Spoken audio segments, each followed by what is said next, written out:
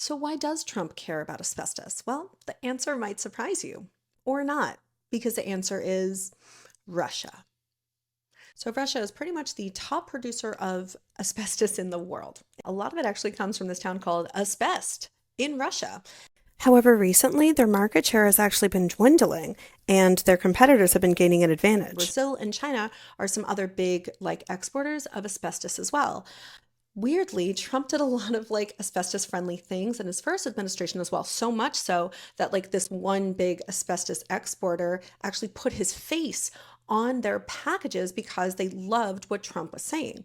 Now, Trump claims that what he did in his first administration was actually give more regulation, but the language actually broadened the definition of certain things and made it more vague, and it involved loopholes, right? So the way that it was written meant that industry could have more loopholes, right?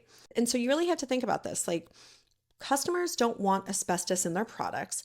Retailers, like manufacturers, they don't want asbestos in their products because then obviously customers get sick and then they get slapped with millions of dollars in lawsuits.